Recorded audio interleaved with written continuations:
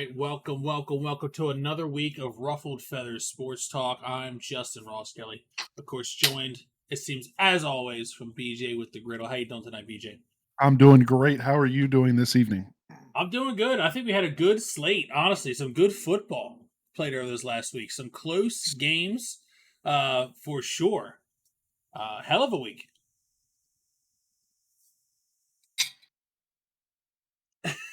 It wasn't catching So, me. I yeah, was out of focus. I you're was weird. fuzzy as shit. You're fuzzy as shit. All right. Yeah, it was definitely weird. Yeah. Well, Thursday night football. I think your pick didn't come in, right? But I think you made a lot of valid points, and they came to fruition in this game. Broncos Chiefs Thursday night. I don't know if it's just a constant struggle for the Chiefs offensively, or the Broncos decide to wake up defensively, which I doubt it was. 19-8 Chiefs Broncos. There's a little extra fuel added to this fire as well. All right, Justin.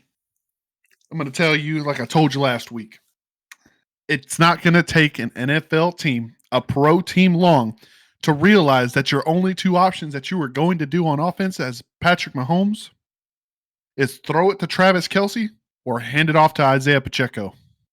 That's fair. When you don't trust your other wide receivers on the field, then why did you even draft Rashee Rice? Why did you draft him if you're not going to toss the man the fucking rock? They don't even seem. They seem like he is the only other option they'll go to, and they don't trust him. Like you could tell that there's hesitation to go there. Kadarius Toney has proven that he's just not it. So you're right. Their wide receiver struggles could be the thing that really puts the nail in their own coffin. I mean, to only put up 19 against a team that gave up 70 against Miami. This is not the same Chiefs team we're used to seeing. This is not the high scoring, at any moment we can come back in the game type team. This is a team that has to play good, solid, doesn't turn the ball over football. They have to. They have to. And dare I may say, even with Patrick Mahomes and Travis Kelce, they're turning themselves into a running team. They have to. Right. That's their best weapon. Outside of Kelce, who's getting older, their best weapon is Isaiah Pacheco. And that man is a stout horse. He's a thoroughbred, a stallion. The only thing, but I tell you what, if Patrick Mahomes and me were in the same room and me and Andy Reid were in the same room right now, I'd tell them to their faces, if you keep throwing to Travis Kelce, he's going to re-aggravate his injury and he will be out for longer than a week. Yeah, he's not a spring chicken anymore. You've got to find other people. Yeah, and they used to do such a great job. If they used to do such a great job of designing plays to get to certain individuals, keeping guys in motion, even guys who you've never heard of, but it just seems like that magic is gone. Could it be this is their first season without Eric Bieniemy, who was their offensive coordinator for all that success, all those Super Bowls?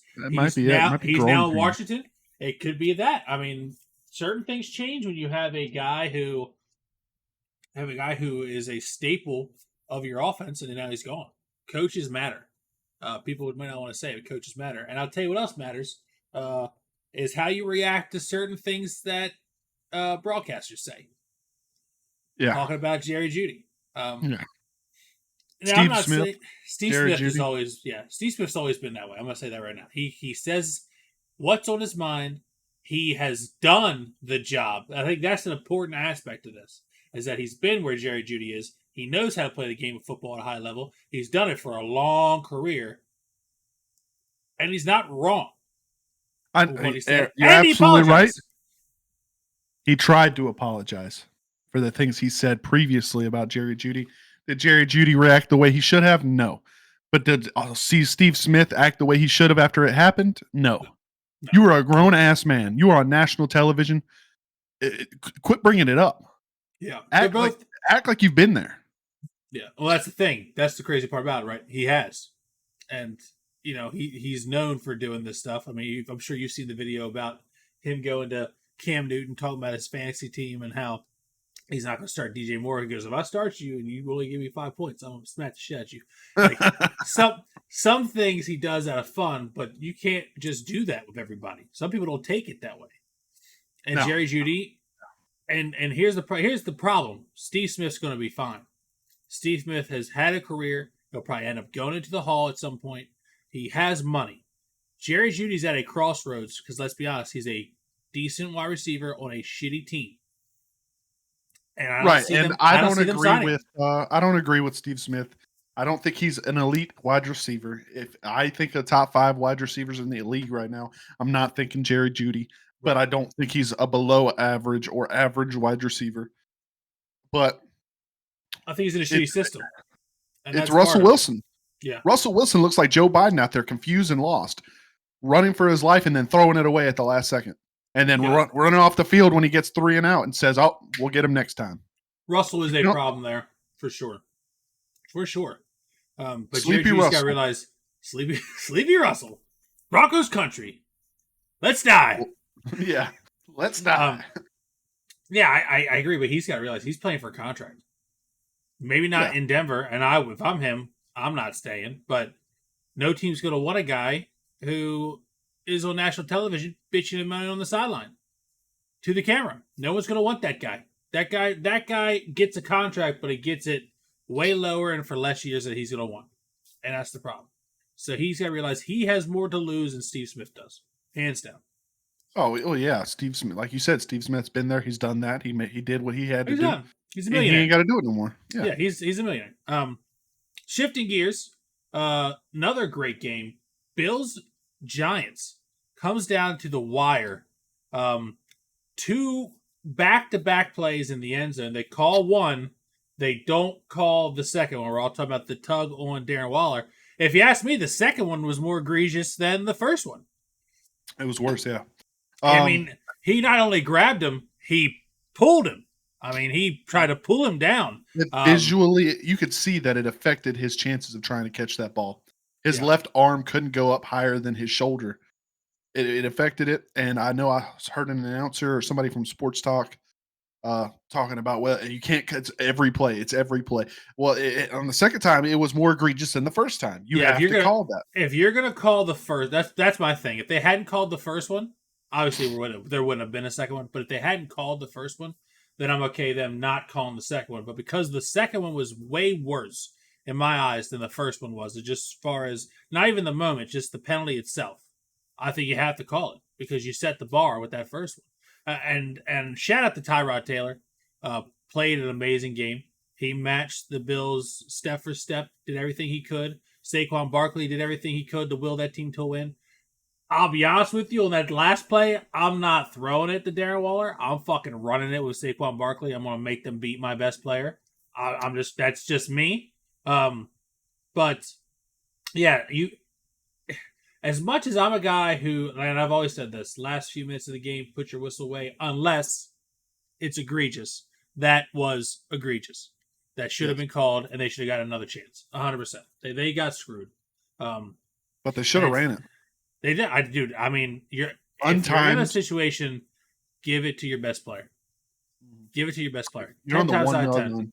Yeah. If Saquon Barkley, you're talking about a guy who only got paid for 1 year, right? He's still in a contract year. He still wants to get paid by a team. Let him earn it. Let him earn it. That was a situation right there where he could have earned it. And you saw his face afterwards, too. Like, he wanted that football. But to quote, the replacements, winners do. And he wants that, you know what I mean? So I feel bad for the Giants. They played a hell of a game for it to come down to a non-call kind of thing. But, I mean, to go toe-to-toe with a team that people suspect to be one of the top teams in the AFC, they did a hell of a job. Let's be honest, the Bills did not look good. I don't want to take anything away from the Giants, but the Bills did not look good. They did not. Josh Allen looked defeated during his post-game interview. Well, here's my question for you, Beef, and I really mean this. Okay, Josh Allen has known to be a turnover machine. Okay, he has thrown a lot of interceptions in his day, but every excuse seems to be made for him. When are we going to start talking about Josh Allen as being one of those guys who just turns the ball over too much? He has a gunslinger mentality, so he's firing it regardless. He does throw a lot of touchdowns, but he does throw quite a few picks. But no one in the media seems to talk about it. They seem to just brush over that fact. I don't understand why.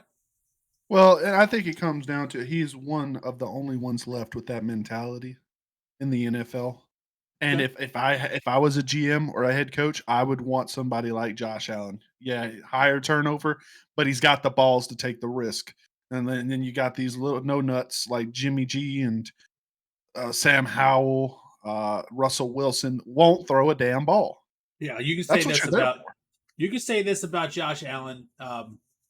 You watch a lot of guys who are afraid to throw the ball downfield. Some guys won't force the ball to the number one targets. Stephon Diggs that game, 16 targets, 10 receptions, 100 yards. Surprised he didn't get in the end zone, but I mean that's a winning formula. Yes, the It game came is. down to the wire, but you got to get the ball into the hands of your guys, and Stephon Diggs is his guy. You know what I mean? You can talk about Gabe Davis, you can talk about Dawson Knox all you want. Stephon Diggs is his guy. That's who he needs to get the ball to, and he forced it. And a lot of times he's going to force it, but he did a hell of a job. He did a great job to try to get that win, despite as subpar as they played as a team. He at least kept trying to get the ball into the hands of his playmakers to make plays. All right, we're going to shift gears a little bit more. I know you want to talk about Tyreek Hill and the backflip, but let's just talk about that game in general to start. Um, the Panthers, I didn't know this. Let's see if you know this. The Panthers actually are the number one scoring team in that division, in the NFC South, but they haven't won a game yet. That Right. defense must be letting them down awfully because they are the number one scoring team in that division, but they have yet to win a game, and it doesn't help when you run into an absolute track team like the Miami Dolphins. And the Dolphins didn't even have Achane for this game, and still Right. uh, put up great numbers. They put up great numbers as always. And they won't need him because they No, still have Mostert. They have no sir. Tyreek Hill. Yep. They've got Tua. They still have a boatload of tools. They're still a track team. They are the fastest team in the NFL. Yep. But besides that, yeah, I think it comes down to the Panthers' defense definitely letting them down. Adam Thielen can only catch so many passes and score so many points before you're gonna have to stop somebody on defense to win games. Yeah, I think the only bright spot for me, if I'm the Panthers here, is that Chupa Hubbard looked like he's a guy that if you give the ball to a solid amount, he can make things happen. I mean, he had 19 carries, 88 yards, and a touchdown. Um, Not to mention he only had one reception, but yeah, they've been missing Christian McCaffrey, and obviously you're not going to replace Christian McCaffrey. That's just he's a special player. But they've been messing over the last year or two with guys that they could put in that backfield to get success with. And Chupa Hubbard was drafted to be one of those guys, and it's glad to see at least that it looks like there's some light at the end of the tunnel, at least when the running game comes to the Panthers. They're starting to And get with some kind of Miles production. Sanders being hurt, Yeah, I mean, you need a guy set he's up. definitely gonna get that exposure that he needs and the chance that he deserves. Yeah, I think you look at just to pick on a little bit the Miles Sanders signing in Carolina. I equivalent compared it to the David Montgomery signing in Detroit, and they're both going about the opposite as I thought they would.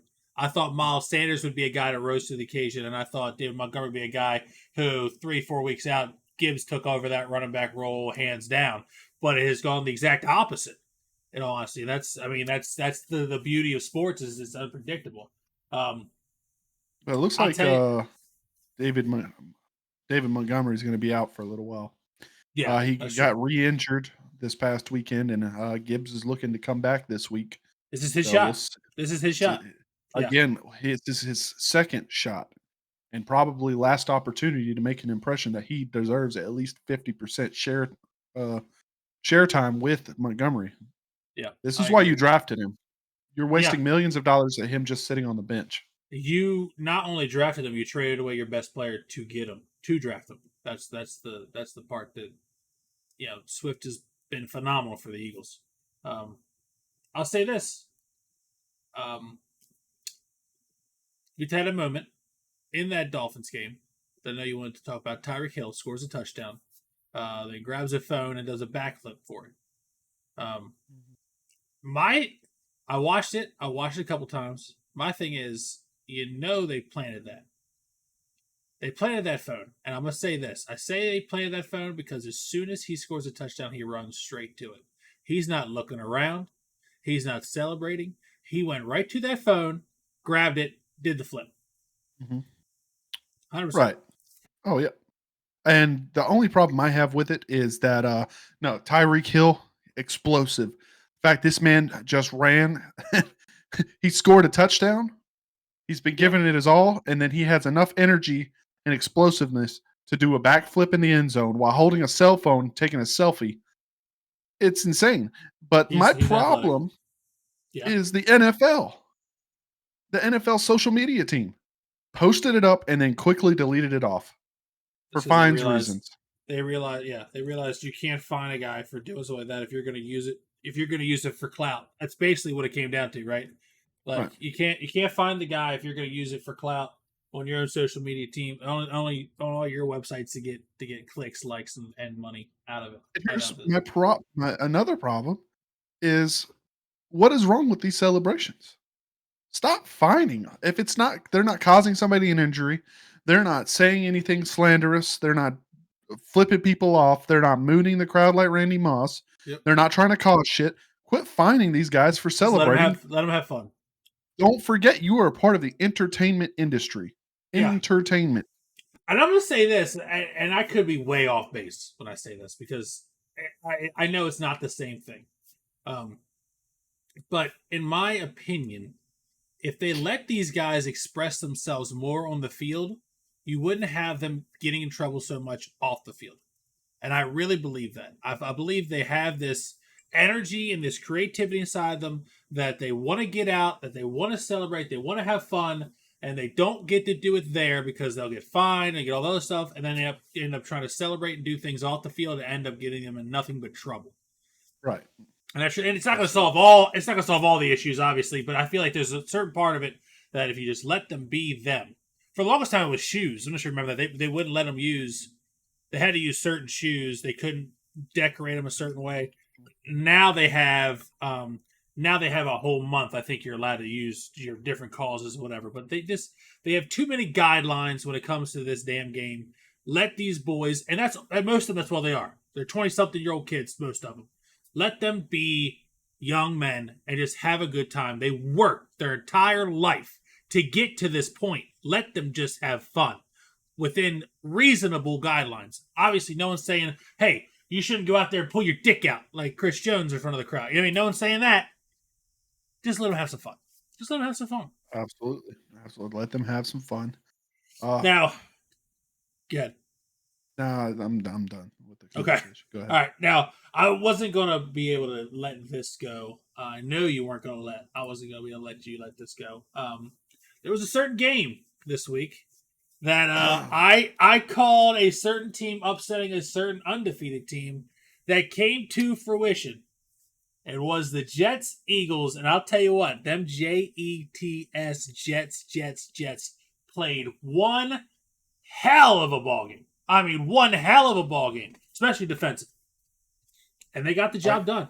They got the job done. They did. They got the job done. They look good doing it. See if we could pull up some stats real quick. Sure. I'll say this. Jalen Hurts, the one that hurt him the most, he started out good. I mean, he was making plays. And then the Jets defense really clamped down, forced him to throw 3 interceptions. And it's hard to win a game when you throw 3 interceptions. And right. On the opposite side, Zach Wilson continues to do what we say he just needs to do, and that is play fundamental football, not turn the ball over. You don't turn the ball over, you give your team a shot to win. 10 times out of 10. And that's exactly what he did. It's exactly what he did. Exactly it. Now, I think Zach Wilson, he definitely is becoming that man. I don't know how much longer it's going to be for because Aaron Rodgers was out there throwing the ball with not a boot on, not a cast, crazy. not a That's scooter, crazy. not a current cane, nothing. Not a limp. Not a limp. Just got done 2 weeks ago having Achilles surgery. That's tough, dude. People sit out for months recovering. I'm convinced he's a wizard. Okay. I'm convinced he's a wizard, dude. He's doing things that no human man should be able to do at this point after tearing his Achilles. But yeah, I mean, Zach Wilson is doing what they need him to do. I think it took a few weeks for them to say, okay, he's not Aaron Rodgers, right? So we had to change the offense a little bit. It sucks because we spent all off season designing it a certain way, but now they seem to be putting him out in motion, saying, hey, this is your first read. If it's not there, you're running. If it's not there, you're throwing it away. And this running game, which should be a lot better than it is with Breece Hall and Dalvin Cook, if that thing can get going, this is a team that you're not going to want to face come November, December. Yeah, you're not going to want to face their defense. Yeah, for all that defense, phenomenal.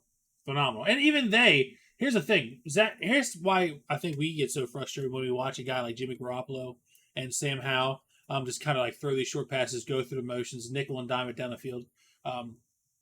Zach Wilson, by any counts, if you don't like him, you do like him, doesn't matter.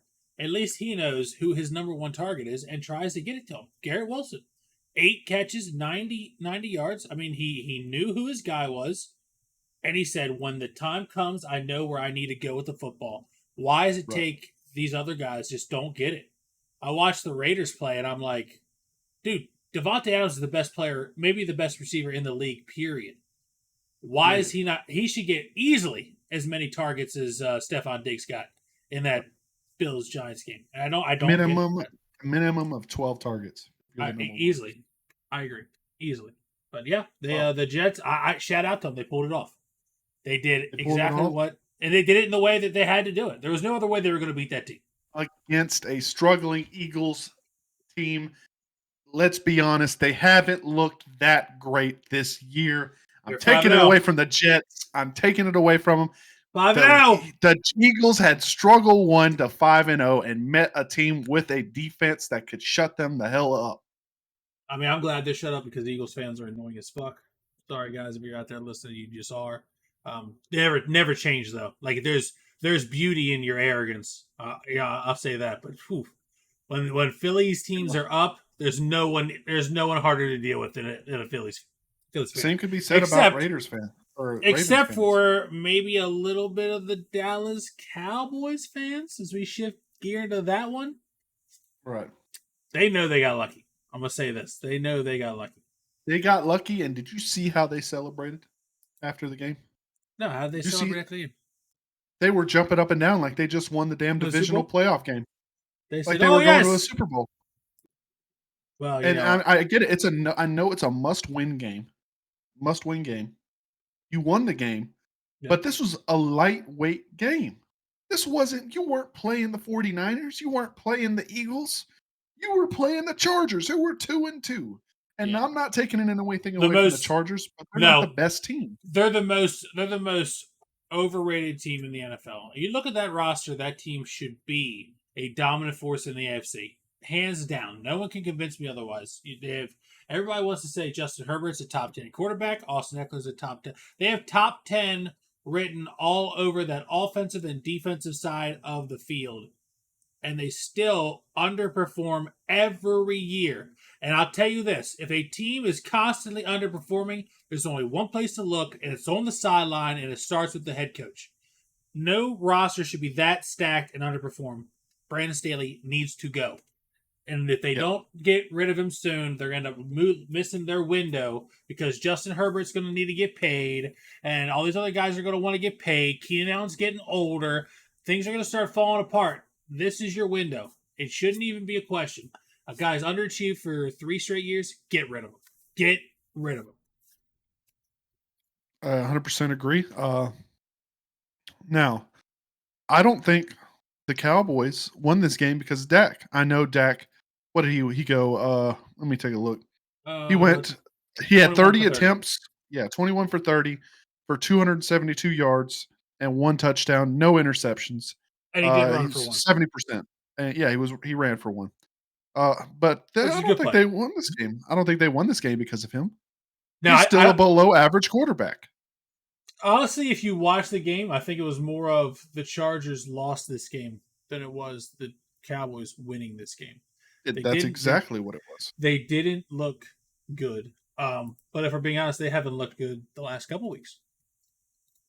Well, they haven't looked good. They didn't play last week. Here's the thing, and we didn't talk about this on the show, but I was watching the game and I think I mentioned to you, this is a game about the battle of two bad coaches. I think they're both in a similar situation. I mean, if you're a Cowboys fan and you really think that Dak Prescott's the guy, I don't. But if you think he is, and you think Tony Pollard's a great running back, which he's a good running back, CeeDee Lamb's a good wide receiver, which he is a good wide receiver. They have talent on their defense with Micah Parsons and Van Der Esch. They have guys, and you're constantly underachieving. You have to look to the sideline. You have to. Right. Jerry Jones has got to go. Well, that's the owner, which is the press box. But even then, No. He's not going anywhere. Jerry Jones is going nowhere. That's the problem. Is Jerry Jones? I don't think the head coach makes any decisions. That's Jerry's world over there, brother, and you can't tell me otherwise. Ain't nothing flying. He's happening for the Cowboys without his hands in it. Maybe it's a case of too many chefs in the kitchen. Maybe it's Mike McCarthy is not allowed to be a coach, and Jerry Jones has got his paws all over it. Maybe that's the case. But something has to change. I'm going to call it right now. I'll call it right now. The day or the season after Jerry Jones steps down, sells it, or dies, the Cowboys will win a Super Bowl. Clip it. He said it. Clip it. Yep. As soon as he's not there, they will have a chance to win a Super Bowl. He said as soon as that rich fuck gets the hell out of there, they got a shot in hell. Right now, they don't have one. Even in the weakest we've ever seen the NFC in my life. That's what they're all banking on. They're all banking on the fact that this is the weakest we've ever seen the NFC ever. So they can think, okay, the only two teams we really have to contend with are the Niners and the Eagles. And the Eagles and the Niners both just got beat by subpar offenses. But that Browns defense, I know we're not talking about the game. That Browns defense, I'll tell you what. It's him. Subpar. I don't know about that one. Well, the Browns defense is pretty good. Dude, that Browns defense might be the only defense that I might put honestly over the San Francisco defense. That defense is good. They played they were. If I could see it another week or two, because I'll tell you what. After people were talking about it, I was like, yeah, but the Ravens blew them out 28-3. So I was like, yeah, I don't really think. But you know what? A lot of it was they had that kid in there who kept throwing interceptions, given a short field. So there's some merit. There's some merit to saying that defense is really, really, really good, and it is on paper. It 100% is. Speaking of the Ravens, they got it done in London, and I'll say in my opinion, the biggest deciding factor in this game, in all honesty, for me was the Ravens got there on Monday, and the Tennessee Titans didn't get there till Friday. And the Ravens made that mistake the last time they went to London, and John Harbaugh made it very clear that they weren't going to do it again. You need time to adjust when you go to these different countries. You need to. Anyone who's flown anywhere, you need time to adjust. And that's just me being a fat ass walking around the city, not necessarily even playing a football game. There's a huge difference between getting an extra 3 days in another country. That is true. Getting an extra 3 days, getting acclimated to the weather, getting acclimated to your new sleep schedule because jet lag and whatnot definitely is an advantage. And I think most teams that play overseas should leave earlier. Yeah, it will benefit you. I think it's going to start becoming the standard. More and more you see it. It might also help. Lamar Jackson looked good. I mean, it might also help, your team won because Tannehill got hurt, but I knew as soon as he got hurt and they brought in Malik Ball, Pat Willis, it was GG. It was done. It was GG. GG's.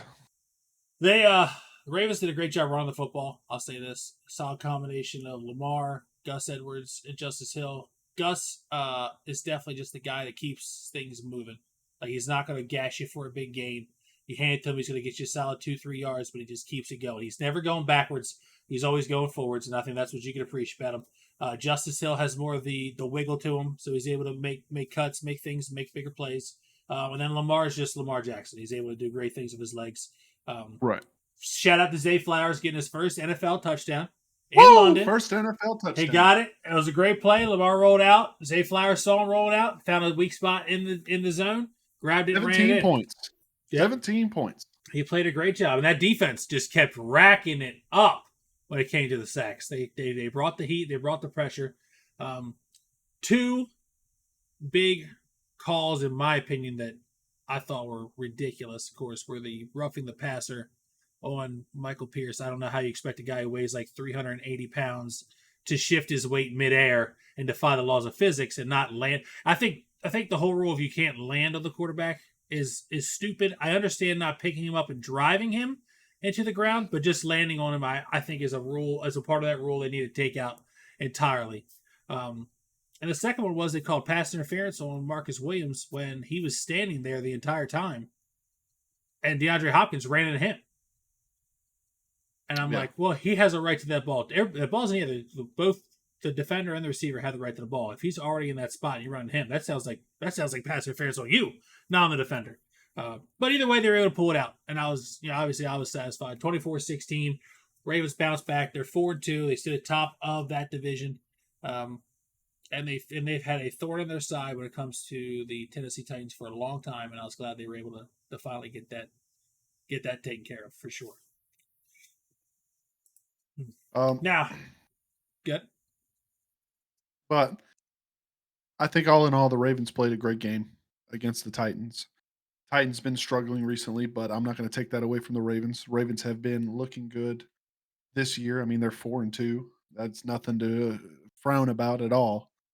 I'm looking forward to next week. Who do they have to play next week? We got to play the Lions.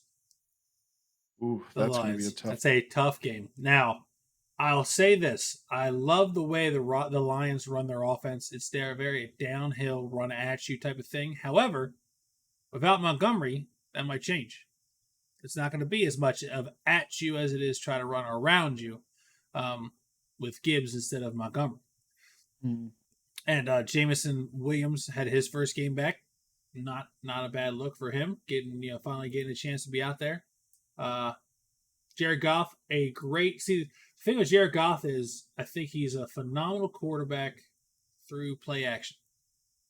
If he can get some kind of running game going, and he's able to hit you with the play action, he is phenomenal. If you're going to force him to drop back and pass just straight up and you're able to pin your ears back against him, he can make some mistakes. I don't think that if they throw the ball 44 times in this game, they're going to win it. I really don't. I don't think if he drops back 44 times against the Ravens, he's not going to have as much success as he had against Tampa Bay. I really don't. But Gibbs is supposed to be back, to my understanding. That helps the running game, right? Because they were rocking. I haven't seen a team run the ball so poorly with so many guys in a long time. Dave Montgomery goes down after 6 carries.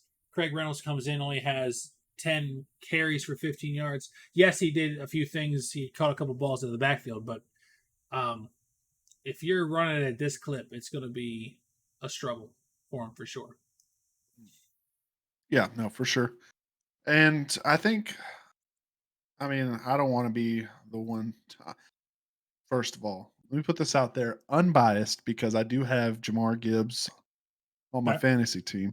So I don't want to be biased, but I think he comes back from this injury. They're going to have to hand the ball off to him. Nothing against Craig Reynolds. He's a good running back. He's a good backup. I agree. But they do have Amon-Ra St. Brown. Oh, he's a phenomenal receiver. Sun God. Yeah. Oh, yeah. Phenomenal receiver. I mean, he's, in my opinion, this is going to be the very first test. A good test for Ravens. You don't? See how much you want it. How much you want. Yeah. I can agree with that, because the Bengals with an injured Joe Burrow wasn't it, right? The Browns with a backup quarterback wasn't it. Tennessee Titans were up there, but then Tannehill gets hurt, so you kind of dictate that one after that. So I agree. I think this is the one. This is the if Gibbs plays, they are healthy enough to where you can say this is the test. If Gibbs doesn't play, then you're like, okay, well, this just became a one-dimensional football team. Pin your ears back and go get them. Yeah. Agreed. So I look forward to, like I said, I want to be the team at its best. I hope Gibbs is there. I want a real test to see what this team's about. They're a 5-1 football team for a reason. Either way you look at it, they're a 5-1 football team for a reason. And they've gotten here for the most part based on their running game and solid defensive play. But last week was not the script didn't allow for them to run the ball a whole lot. They had to throw it, and Jared Goff rose to the occasion. He did. I mean, But it Jared didn't Goff help is that a Baker didn't good really do. quarterback. No, I agree. I think Jared Goff is a guy that doesn't get talked about enough. Hopefully, with the 5-1 football team, soon to be 5-2 football team, people still talk about him. People still talk about him. But yeah, I mean, there's not too. I'll be honest. We look at these next slate of games. There's not much to talk about, right? Ravens Lions, I think will be a good game. The only other game that I think people really want to see is Eagles Dolphins. Because Yeah. if you're an Eagles fan, if you're an NFC, if you think the Eagles and the Niners are the top tier, despite losing last week, if you think they're the top of the mountain, so to speak, um, and you're unbiased against the Dolphins, you have to think that they are near the top of that mountain, if not the top of the mountain as well. With the struggles of we talk about, everybody wants to bring up the Chiefs and the Bills, right? Even we bring up the Chiefs and the Bills, but we've both realized the Chiefs aren't playing that great offensively. Bills aren't playing that great offensively. The only team that has unwavering success in the AFC offensively is the track team down there in Miami. And they're not even healthy because they're missing. I mean, Mostert's great, but Achane is phenomenal. Achane looks like he could be an absolute generational talent at running back, and he's hurt. They're still rolling, though. They haven't missed a beat. Team loses one of its best players. You're like, okay, well, they're not going to be as good. No, they're still rolling. So I'm curious to see the Dolphins going in, and that's a big part. Dolphins going into Philadelphia. Can they have just as much success as they've had all around the rest of the National Football League? And they are going against a team that's going to be a little pissed off that they let that one get away from them in New York against the Jets. Yeah, this is going to be the game of the week for sure. Is it the primetime game or is it a daytime game? It is 8:20 Sunday night football. Okay, Sunday night football, good. But yeah, no, this is going to be the game of the week. I think everybody should have their eyes out for it. This is definitely going to test the mettle of the Eagles and prove that they are who they say they are. And because the Miami is who they say they are, They are. even though I mean they did lose to the Bills in a pretty humiliating way, but that was when I don't know, Josh Allen was on that week and he was just off this week. I think they have to get more consistent. They need to Yeah. figure it out offensively. Their defense is playing great. I mean, they held the Giants to 9 points and it came down to the end. So it's not the defense. I think it's the Great offense. defense. Yeah. Great defensive showing for them. And they've gotten that running game fixed, which was their inconsistent part. It looks like they traded it in. So I never thought I'd say that Josh Allen is the inconsistent part. But outside of Stephon Diggs, no one else seems to want to catch the ball. You know what I mean? Right. And they're going to have to fix that. Yeah. It's going to turn into the same situation with the Kansas City Chiefs. They're either going to throw it to Travis Kelce or they're going to run it with Isaiah Pacheco. They're either going to throw it to Stephon Diggs or they're going to run it with James Cook. That's all. That's exactly what they turn into. Those teams are so similar in each other. It's ridiculous to how much they're underperforming in front of our eyes. To be honest, it's crazy. But I mean, I'll be honest. I'm gonna take the Dolphins. I think the Dolphins. Well, I mean, we're about to pick, but we're already talking about it, so you might as well do it. I'm gonna say that the Dolphins win this one because speed travels well. Speed travels well. There's not many aspects in the game of football that do travel well, but speed, you're fast, no matter where you are. You're fast. So, and I think that's the issue. I think that's what's going to come down to. I don't want to.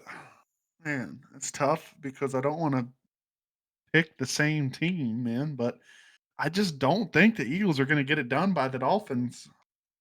I'll say this: I really don't. If the Eagles are going to win this game, they need mistake-free football from Jalen Hurts. He cannot go in there and throw 3 interceptions like he did against the Jets. They can do that. They can hang with that team in a shootout with the weapons they have as long as Jalen Hurts is not turning over the football. I mean, let's see. As good as Tyreek and Waddle are, I mean, A.J. Brown and Devonta Smith, Dallas Goedert, DeAndre Swift. I'm going to lawyer my way right now. I'm going to lawyer it. Bird law? We're doing bird law? Bird law. Okay, the Dolphins have Tua at quarterback. Right. They've got Mostert. Running back. Yep. They've got Tyreek Hill. Correct. Offensive weapon. Who else do they have offensive weapon? Jalen Waddle. That's 4 really great players, and I'm sure the rest of them are just as good. But let's see the Eagles offense. We got Jalen Hurts. Jalen Hurts. Got A.J. Brown. A.J. Brown, yep. Devonta Smith. Got Devontae Smith. And Dallas Goedert. That's the only difference. Oh, Dallas Goedert. There's the only difference. And DeAndre Swift. And but probably the best offensive line of football. Jason fucking Kelsey. Yeah. Eagles win this game by 2 touchdowns. Like I said, take it to the bank. If there's they lost last week to the Jets, but not because of the weapons. They lost because Jalen Hurts couldn't stop turning over the football. He stops turning over the ball. He's turning some of those interceptions into touchdowns. They absolutely blow out the Jets. And I don't think the Dolphins have anywhere near the defense that the Jets do. It's probably going to end up being a shootout. And if they could easily win that game. I'm not saying they could. I just feel like the Dolphins right now are a team that can do no wrong. They're well coached. They have just so much speed. It's hard to match up against them. And you talk about all the weapons they have on both sides, that's pretty equal. The only difference, I think, is Tua versus Hurts. And when Hurts isn't turning over the ball, he's better than Tua when he's not turning over the ball. Right. Yeah. I like the skill set that Jalen Hurts gives me over Tua. Like I said, it just depends on if Jalen Hurts is going to get himself in trouble by trying to force too much. We'll have to find out on Sunday. Let's go ahead and start it off with primetime Thursday football. Jaguars, Saints, who you got? All right, Jags, Saints. Let me pull up my notes here. I'm going to go with them, Jaguars. I think the Saints have a chemistry problem. I don't think, and I think we even know a Saints fan who said this the other day, I don't think Derek Carr is the right fit for him. And I agree. Not that they have better options, because they don't. But the Jaguars... not even a good fit. No. The Jaguars have a solid core. A solid young core built around a good young quarterback. Way more chemistry in that offense than there is in New Orleans right now. And for those reasons, I'm going to go with the Jags over the Saints. That's what I'm saying. I'm going to go Jags over the Saints this week. Nothing against Killa. I'm sorry. I don't know if you're watching or listening, but I've got to take the Jags. Trevor. Spit it out. That all up. Spit it out. Trevor Lawrence. ETN. Evan Ingram. Calvin Ridley. Coming. Oh, they're playing at. Yeah. They're coming to New Orleans. To spank that ass. I don't care about hometown advantage. They're coming and they're going to spank that ass all over Bourbon Street. Yeah. Write it down. Sorry. Write it down. I am. They're on a roll right now. I am as well. All right, next up, we got Falcons in Tampa Bay to take on the Buccaneers. Now, we talked a lot about a couple weeks ago about how well Baker Mayfield was playing. That's kind of sizzled off. It's kind of mellowed out. We're seeing a mixed bag out of Baker Mayfield. True. He threw the ball 37 times, which isn't a winning success for him. No touchdowns, 1 interception last week against who they played. They played the Lions, correct? Yeah. Lions basically were able to shut down a talented Tampa Bay wide receiving core. But I just don't think it's a formula for success for them. They're going to try to throw the ball another 40 times with Baker Mayfield. Yeah, that's most likely what's going to happen. He's going to end up forcing it to Mike Evans. Yeah, Godwin, all those guys. Yeah, but I mean, you got to talk about it as well, though. The Falcons did not look good against the Commanders. Sam Howell threw all over that defense. We heard you talking about him, so he decided to step it up a little bit. That's all that was. And I'm going to need him to step it up even more. But I'm going to take the Buccaneers. I believe in Baker Mayfield. I'm going to chalk that loss up to they played in the Creamsicles uniform last week. So they just felt like losers? Statistically, when they put the creamsicle on, it looks good, but they don't play good. They lose I think they did the math. It was like 60, 70% of their games when they put the creamsicle jersey on, they lose.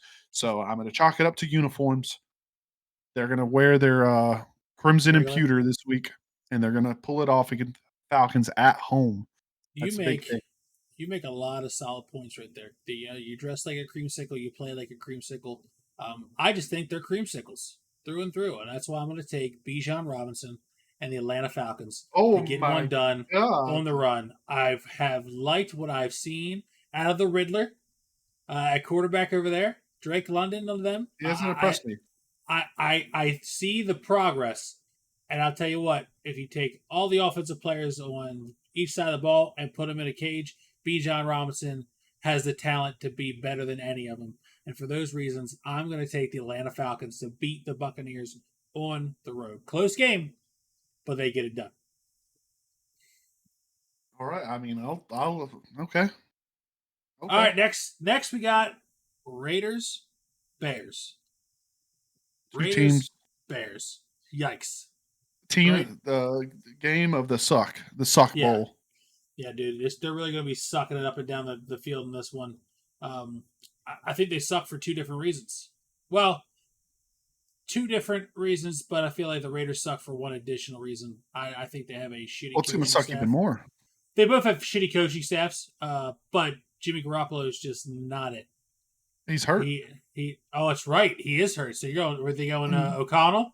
Go back to Aiden O'Connell, which means they're even in worse shape. Justin Fields is showing. Justin Fields hurt. No, he had a dislocated thumb. Yeah, but I think he's supposed to play though. I don't know. Let me look it up. Let me see if he's questionable or if he's out or what. I mean, they haven't really. I think it might be a game time decision. I don't know if it's a throwing hand or not, but I know he dislocated it, and they probably don't want to hurt the player that they spent millions of dollars to bring to their facility. Well, I'll say this: if Justin Fields does play, I think you gotta go Bears. This is if neither starting quarterback plays in this game, it's going to be awful. It's going to be so awful. I don't even know if I'll be able to even watch it. I might not be able to look at the box score.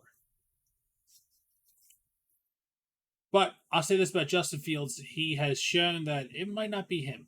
He might not be the problem. It could be the long-standing string of shitty coaches in Chicago. When you let Justin Fields be Justin Fields, he seems to come alive, and he'll have games where he'll throw four touchdowns and run for 80 yards and a touchdown there on the ground and all that. I don't see that upside with the Raiders.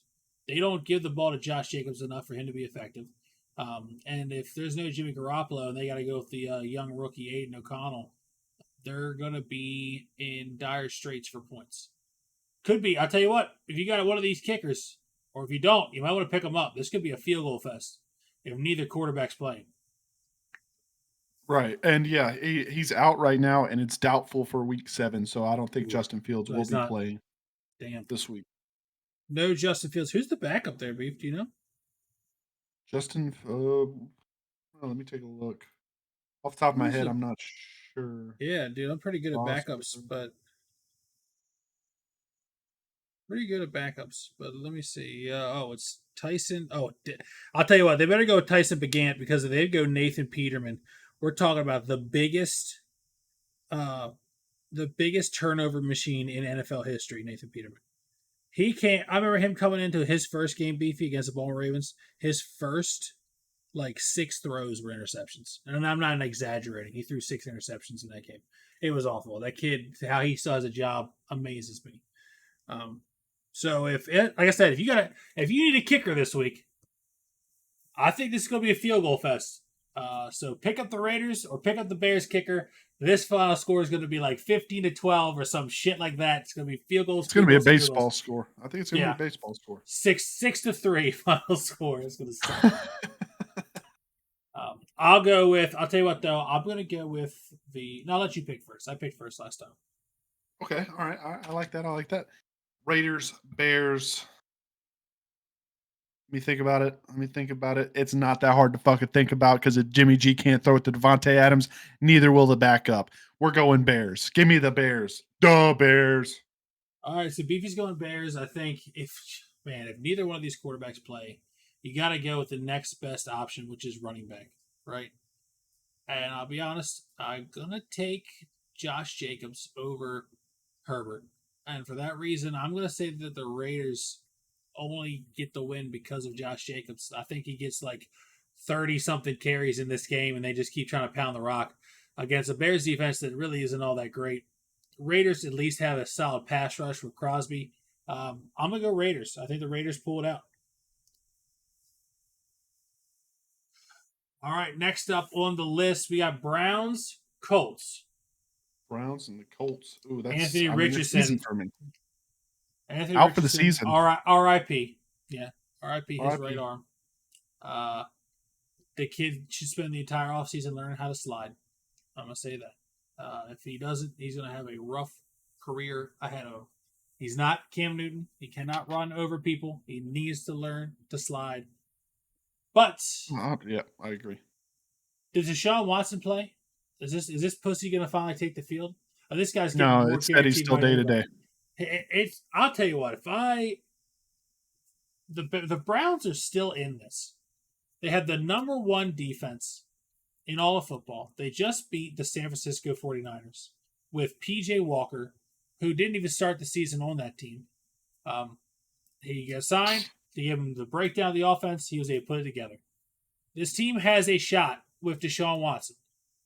Why he is constantly just fucking being a pussy on the sideline over and over when it's a shoulder injury for his non-throwing arm. I'd be pissed if I was a Browns fan. I'm going to tell you this right now. It's not. Right. I can understand if it was a leg injury, something where you have to plant no matter how you throw, all that. I understand that.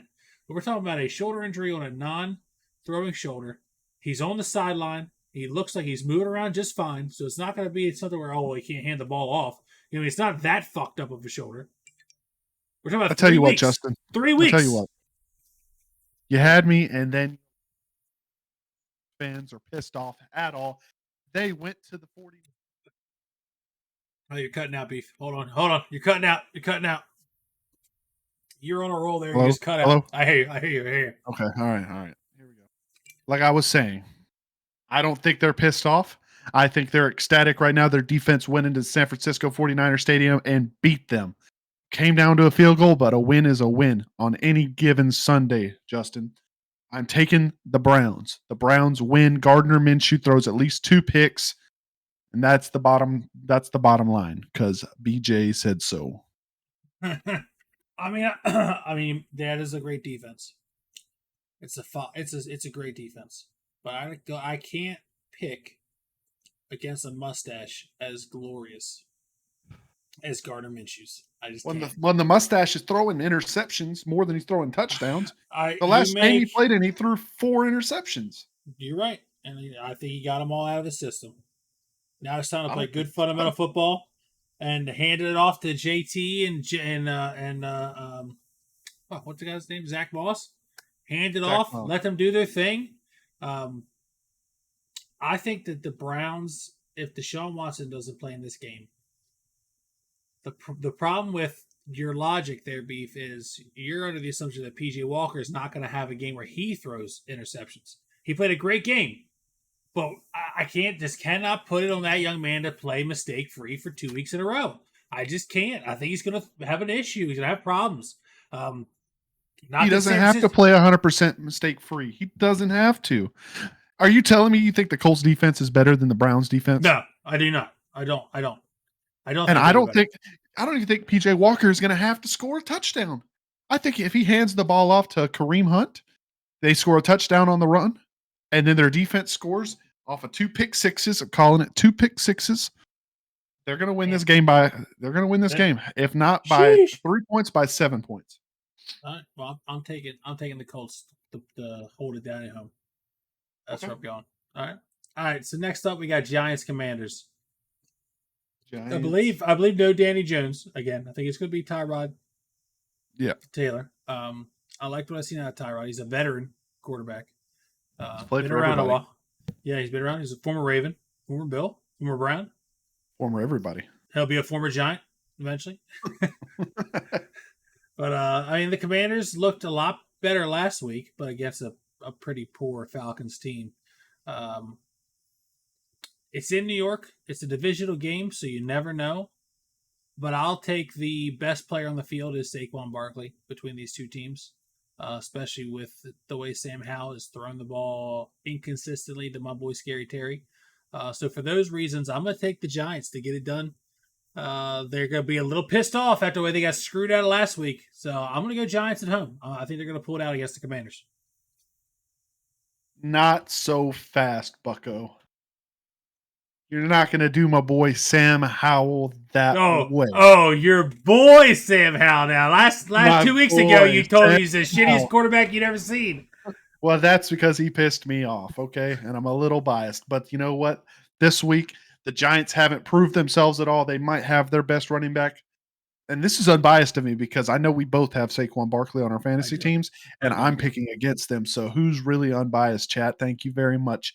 Anyway, back to the facts. The Giants haven't proved anything. They only have Saquon Barkley. They can't throw the ball for shit. Tyrod Taylor, he might be able to run it a little bit, but I'm taking the Commanders. Sam Howell might not be able to throw it past 20 yards, but he doesn't have to. He's going to throw it 15. He's going to get 40 completions out of 50 attempts, and we're going to win this game. All the courtesy. I'm taking Commanders. Underneath. All right. Okay. All right. Next up, we touched on a little bit Lions, Ravens. I don't even need to talk about this game. You know where I'm going. I'm biased as fuck. I'm going the Ravens to pull it out against the Lions. I'll tell you, I'll be honest. If David Montgomery was playing this game, I would have felt a little bit uneasy about making this pick. But I feel like it's not good luck for Jahmyr Gibbs to make his first real workhorse start against the defense of the Baltimore Ravens. I just don't think it's a good matchup for him, especially in Baltimore. I'm going Ravens. I'm going to have to follow suit, not because I want to or I'm biased because I have the Baltimore's defense, but I'm taking the Ravens because, like you said, David Montgomery is out. He's hurt. Jahmyr Gibbs is coming off the bench hurt. Craig Reynolds is the third string running back, and I'm sure he has enough snaps. He has the experience, but I don't think they can just throw it to Amon-Ra St. Brown all game. I'm taking the Ravens. They're the healthiest. They're looking alive. They're on a hot streak right now. Ravens win this game. All right. Moving on. We got Bills, Patriots. Bills, Patriots, both coming off tough weeks. We got to talk about this one. Well, I mean, we're just gonna do the picks. We're gonna do the picks real quick. I'll say this real quick. The only thing that can save the Patriots from years and years of shitty offensive play is if the Raiders fire Josh McDaniels. Because I'm gonna tell you this right now: the moment Josh McDaniels gets fired from being the coach of the Raiders, he's going to be rehired for the 27th time to be Bill Belichick's offensive coordinator. Because Bill Belichick is an amazing defensive coach, but he does not have what it takes to run the offensive side of the ball. They've looked awful with Mac Jones. They've got other quarterbacks taking snaps during the games now. For those reasons, unrest at the quarterback position, the worst one you could have unrest at, I'm taking the Bills easily. Now, the Bills might have won last game, but they did not look good. Josh Allen admitted to this in the post-game interview. He said, we didn't look good. It didn't feel good. We're playing off. I think they bounced back even harder. I'm saying bounce back like they lost. But, I mean, if you looked at any of those Bills players, they look like they lost that game. They won, but I agree. I think they hit it even harder. I think the Bills are going to win this game. I don't even think it's going to be close. All right. Cardinals, Seattle. You riding with the cancer patient? Are we going Seattle on this one? I gotta lean Seattle. I just think the Cardinals have too much. The little they had going for them fell apart. James Conner hurt. Yeah. I'm going Seahawks. Yeah, I think Seahawks. There you go. 12th man gonna make it real uncomfortable for Black Voldemort in Seattle for sure. All right, next up we got Steelers, Rams. Oh man, we got one team who is playing great defensively. The Steelers have a lot of pieces on the defensive side of the football, struggling here and there offensively. The Rams on the other side have really a lot offensively, more than you thought they were going to have offensively coming into this season. And then defensively, they're proving, hey, we only have Aaron Donald, but you know what? We only need Aaron Donald. Both these teams, I'm pretty sure they're coming off a bye, right? Steelers and Rams both coming off a bye this week. No, Rams beat the Cardinals. Steelers coming off a bye. The Rams absolutely decimated the Cardinals. And I'll tell you what, in LA, I think that the Rams are going to be trouble for the Steelers defense. And I only say that because it was bad enough when it was just Puka. Now you got Puka and Kupp back. And until I see a team stop it, I'm going to say that it's going to be a tough 1-2 to stop. Well, they also have Kyron Williams back, so they have the running game. You get the running game back as well, yeah. I agree. I am going to have to back you on this. I think the Steelers are going to have trouble in Los Angeles. And I know I love picking against you. I like that animosity. It builds up in the chat. But I'm gonna have to take the LA Rams. I think it's just a safer pick. Last week I went 8-7 on my picks. I've got to turn it around, and I can't just pick against you just to pick against you. I'll say this: the Steelers can win this game if their defense can get to Matthew Stafford.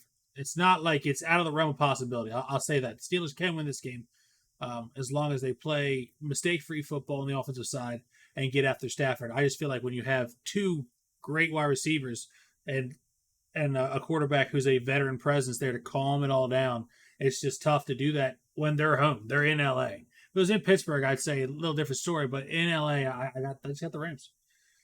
Next, you have good. Packers and Broncos. Who you got? Broncos.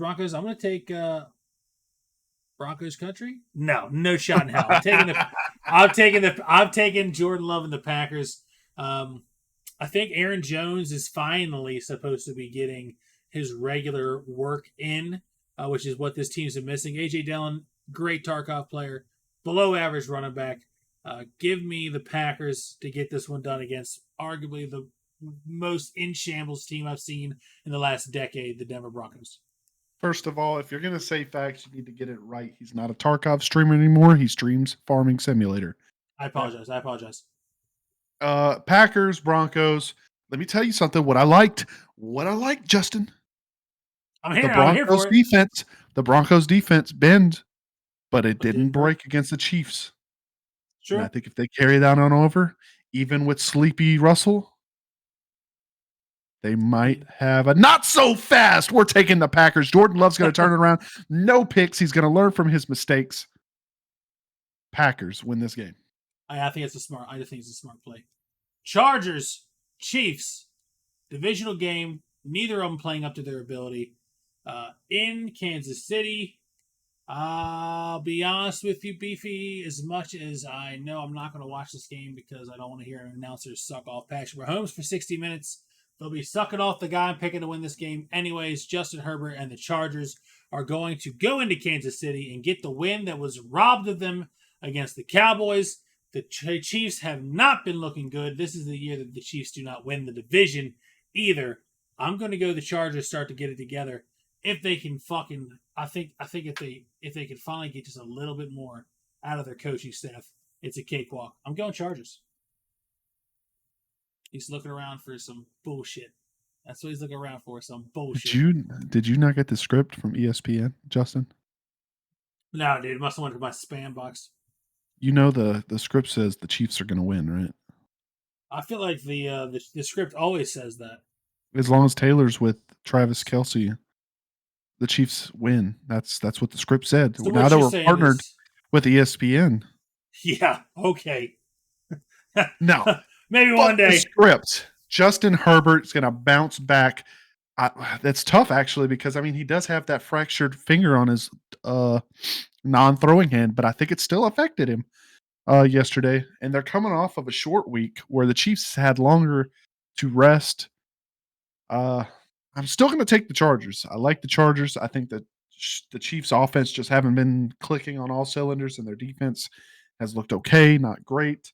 If they can't outscore somebody, it's going to be a problem. I'll take the Chargers.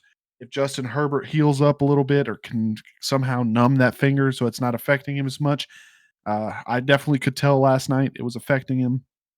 But I'll take Chargers. We'll go Chargers. Yeah, I think for me it has more to do with the fact that the Chargers defense should be able to not only completely take out Kansas City's wide receiver options, which they have none, slow down Travis Kelce. And if you can do those two things and make them a one-dimensional football team, you got a shot to beat anybody.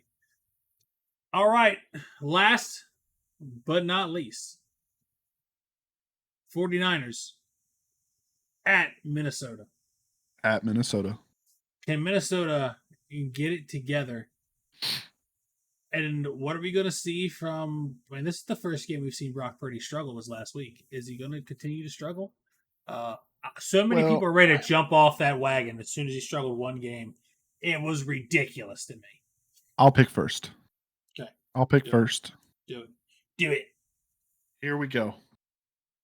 The Vikings don't have Justin Jefferson. He's still out with a hamstring injury. So they are down to Osborne and Jordan Addison.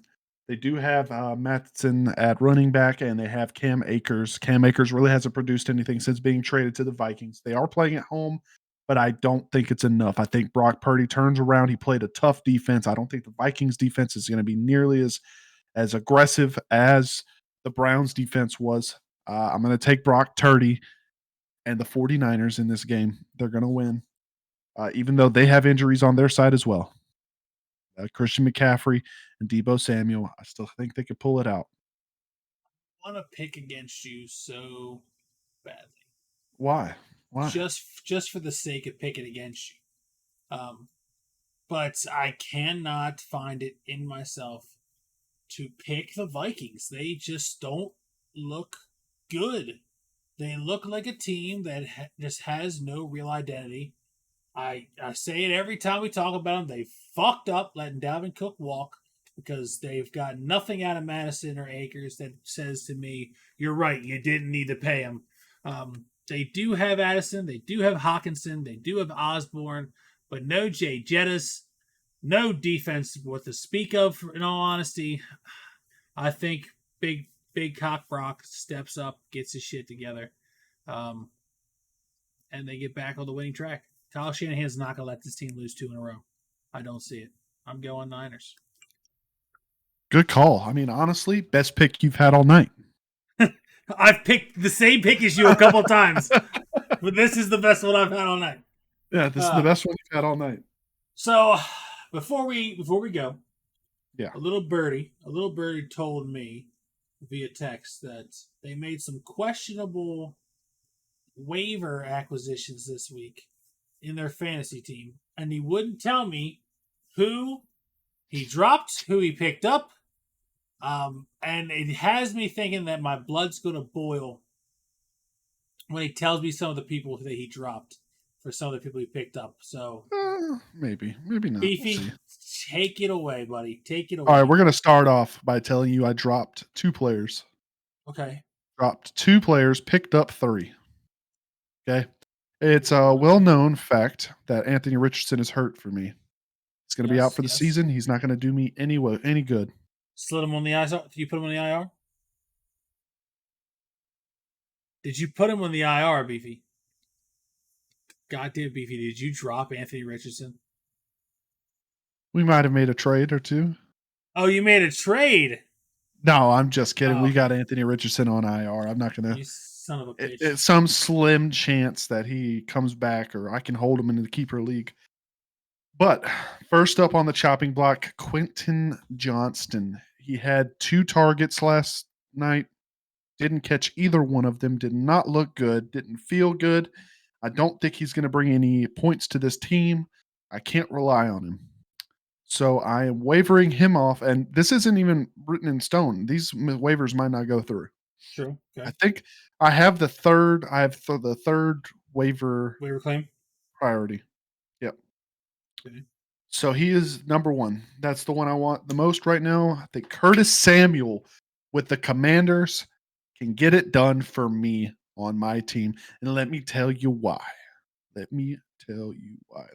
was going to average it up for you. Yeah. But he's had more double-digit weeks than anybody else on his team receiving, including their number 1 wide receiver, Terry McLaurin. And did you ask, did you drop Terry McLaurin? Hold on. Let's get to that. Let me get to that. All right. Now he started off with only like 5 targets. Now he's getting targeted like 8 to 7 times a game. And that's good for Curtis Samuel. That's why we're picking him up and we're going to roll with him. Next up on the list, this one I did not drop anybody for. I picked him up and I'm going to coddle him and I'm going to teach him how to be a quarterback. That's right. We're talking shit, but we picked up Sam Howell as our backup quarterback because we need this fucking guy. So you picked him up for and he is going. And let me tell you this: he is a terrible NFL quarterback, but he's like Kirk Cousins. He is a great fantasy quarterback, and this is why. I'm going to read back the last 3 weeks and his points. Okay. 3 weeks ago, they played against Philadelphia Eagles. He had 21 points. 21 points. Week 5, Chicago Bears, 30 points. Last week against the Atlanta Falcons, 24 points. And every week like that, unless, when they played the Buffalo Bills, he only had 2 points. Don't know what happened. I think he had a lot of picks. But every other one is over 20 points, if not 30 points. And I think he is a great fantasy quarterback, and I need a solid backup for Josh Allen when he has a bye week. And I think Sam Howell can get it done. Now it comes down to the last person we're dropping off of our roster. Papa, it's okay. We're going to work through this. It's terrible. Going to work through. We are going to pick up the running back from the Browns, Kareem Hunt. And we're dropping. In the past couple weeks, he's had 60% targets out of the timeshare he has with Jerome Ford. Nick Chubb's out, so he is going to play. It's a solid pick. I do not have a backup running back right now with Jamar Gibbs. I've got Saquon Barkley and Isaiah Pacheco. Isaiah Pacheco still has a bye week coming up. I need another solid running back. And Kareem Hunt did score 16 points last week and not much else since then. But, I mean, he's more of a receiving running back. So we're going to see how it goes. I might have to make another adjustment whenever Isaiah Pacheco has a bye week. We'll see. This was a gut feeling. I went with it. And the player we dropped for Kareem Hunt, and I stand by this, is Cam Akers. He has not produced anything but 5 points a week. I cannot have that on my team. It's letting me down. I understand. I think you made solid moves all around. You stressed me out because I thought you were going to tell me you dropped Terry McLaurin. I would never do that. You scared me. I'm not going to lie to you. Solid. I'm going to tell you what, though. Solid pickup. Sam Howell, Curtis Samuel, Kareem Hunt. I mean, those are all solid pickups. I agree. I'm honestly surprised that Sam Howell was even out there after the last few weeks he's had. So good job by you to pick him up. You did great. Well, I don't have them yet. I don't have them yet. Okay. Still on waivers. We'll find out tomorrow morning at 2 a.m. What order did you do them in? I did it by priority for me. So Curtis Samuel is top priority. Then how? Sam Howell, and Kareem Hunt. Okay, that's the order of priority. I don't need a quarterback right now. So if he goes, I'm okay.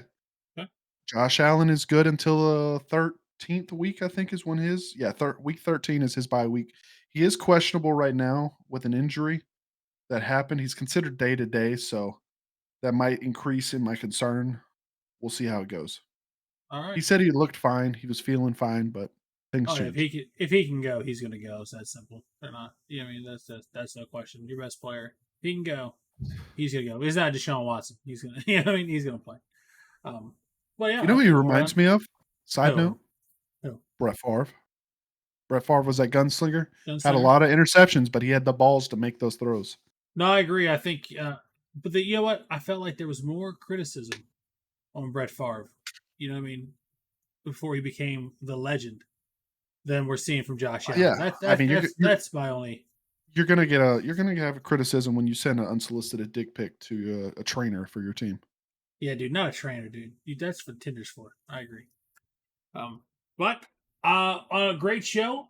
We will not be here Thursday. My boy's got some stuff he's got to take care of. He's going to be away all weekend, so that's why we compacted it all into one here. We'll be back again next Tuesday to recap the league, and we're back to our normal Tuesday, Thursday type of deal. Until then, you guys, I want you guys to just have a great week. Let me know if you have any topics or anything you want us to talk about. You know, you can whisper me, you can DM me. You got any problems, you want to reach out to me, not a issue. BJ, why don't you say goodbye to the good people? Guys, I want to thank everybody for showing up, showing out. I hope you have a great night, and let's go Eagles. All right. Well, I'm gonna say I can't say go Fins because it'll eat away at me. But we can say go Ravens. And until then, try not to ruffle any feathers. I'll see you guys later.